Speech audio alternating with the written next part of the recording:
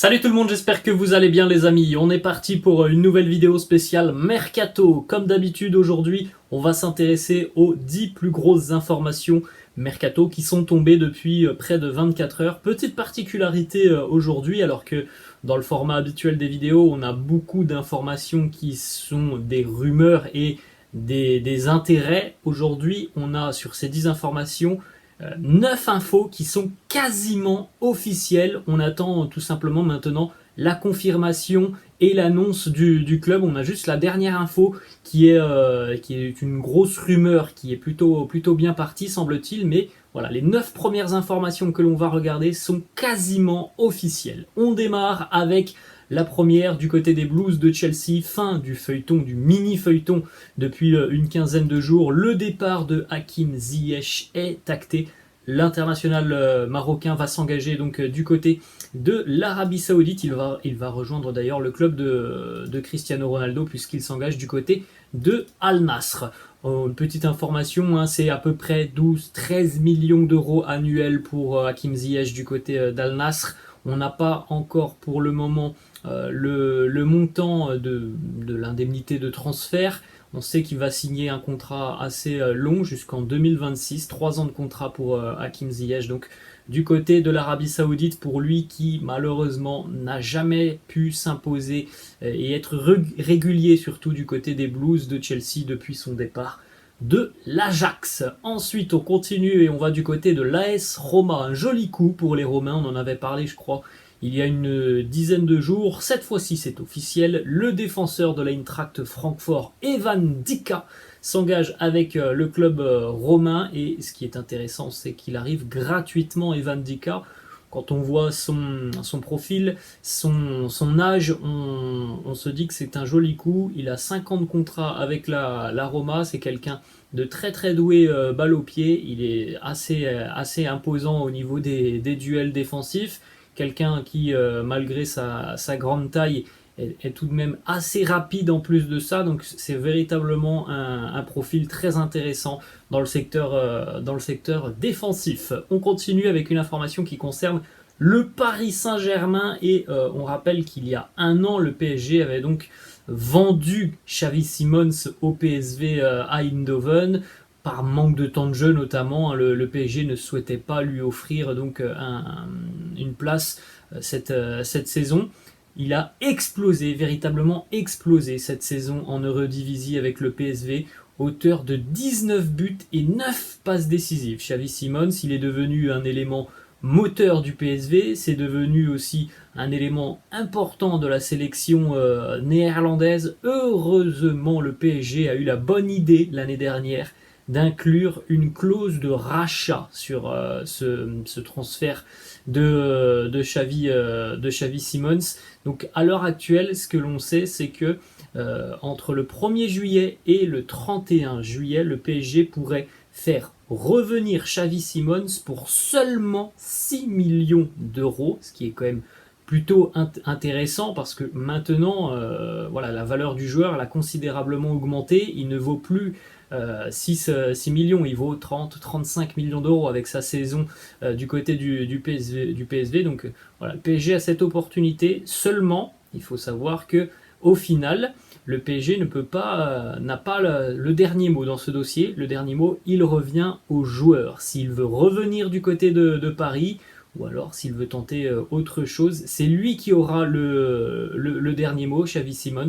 Donc affaire à suivre. Évidemment que s'il revient du côté de Paris, il va attendre des garanties qu'il n'a pas eues la saison passée, des garanties sur le temps de jeu évidemment qu'il n'a pas eu la saison passée lorsque on n'a pas été capable du côté du Paris Saint-Germain de lui promettre un petit peu plus de temps de jeu. Donc si lui prend la décision de revenir, il va falloir que le PSG puisse lui garantir un certain temps de jeu, sinon je pense que voilà, ça ne l'intéressera pas de revenir à Paris pour de nouveau faire banquette. On a d'ailleurs aussi plusieurs clubs qui sont toujours intéressés, Manchester United, Arsenal, Brighton, Tottenham, le Borussia Dortmund et Leipzig qui sont eux aussi venus au renseignement par rapport à sa situation. On enchaîne avec une autre information et là aussi c'est une officialisation qui devrait intervenir dans les toutes prochaines heures. Al Hilal, le club saoudien, est très très proche d'un accord pour le défenseur sénégalais Kalidou Koulibaly. C'est pas la première fois que l'on en parle sur la chaîne, les amis. Les contrats sont en train d'être tout simplement analysés par les parties juridiques. On n'attend plus que la signature. On parle d'un contrat assez lucratif, une nouvelle fois, pour Kalidou Koulibaly, avec la possibilité aussi de s'inscrire sur la durée. Le contrat devrait être assez long, hein. C'est minimum 3 ans, me semble-t-il, pour Koulibaly. On poursuit les amis du côté du FC Barcelone. Depuis le début de semaine, on a vu l'arrivée quasi officielle de 2 joueurs côté barcelonais, Vitor Roque et puis un jeune défenseur sénégalais qui arrive en provenance de la Croatie. Aujourd'hui, là, c'est un très gros coup réalisé par le Barça.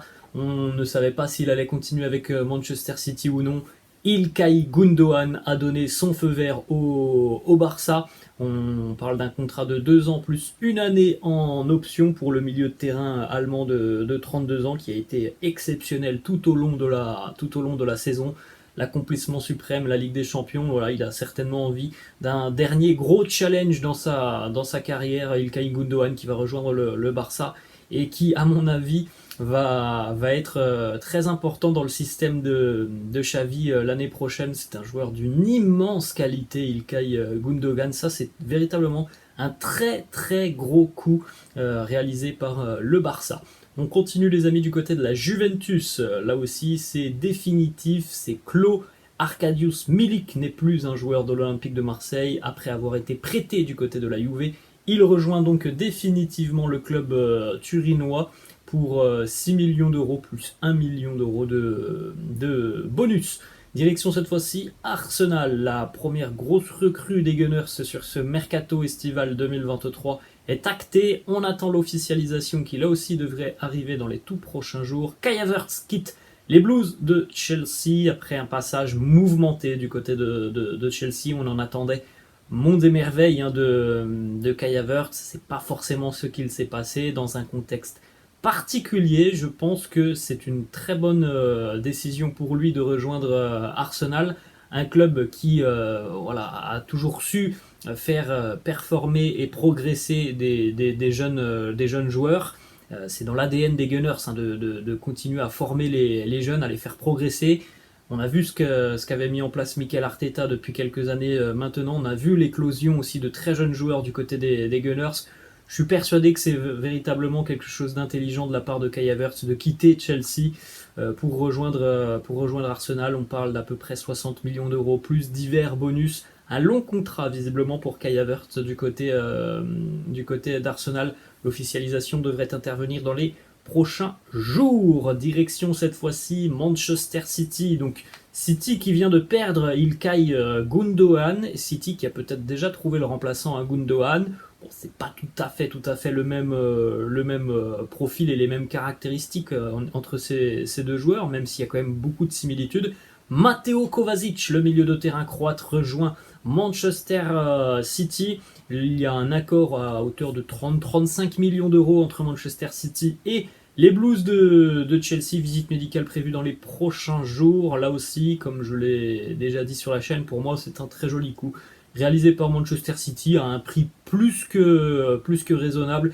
Je suis persuadé qu'il va réussir à s'acclimater d'une bien belle manière avec les idées de Pep Guardiola. On va terminer les amis avec les 2 dernières informations. Donc la première dont on parlait déjà depuis quelques jours, Edouard Mendy, le gardien numéro 2 des Blues de Chelsea, va lui aussi s'engager du côté de l'Arabie Saoudite. Ça sera pas Al Hilal, Al Ittihad ou encore Al Nasr, ça sera Al Ahly pour Edouard Mendy qui avait perdu sa place déjà depuis quelques temps du côté des Blues. Il n'était plus numéro 1, mais on n'oublie pas son ascension fulgurante du côté de la Ligue 1, son arrivée à Chelsea avec la Ligue des Champions. Voilà, c'est une belle opportunité financière évidemment pour lui de rejoindre l'Arabie Saoudite. Et on termine avec une dernière information. Alors là, cette fois-ci, c'est une information qui n'est pas officielle, mais il semblerait que Marcus Thuram, qui on rappelle aussi était ciblé notamment par le Paris Saint-Germain, soit tout proche d'une signature en Italie du côté de l'AC Milan. Un contrat de 5 ans attendrait l'attaquant français. Une accélération sur ce dossier est d'ailleurs prévue dans les 48 prochaines heures, donc affaire à suivre sur la fin de semaine en ce qui concerne l'attaquant du Borussia Mönchengladbach, Marcus Thuram, qui, on le rappelle, est libre de tout contrat dans quelques heures, dans quelques jours maintenant, puisqu'il est en fin de contrat en 2023. Voilà les amis, la fin de cette vidéo, j'espère que ça vous a plu. N'hésitez pas comme d'habitude à lâcher un petit pouce bleu, n'hésitez pas non plus à vous abonner à la chaîne. Je vous laisse, si je vous dis à la prochaine. Ciao.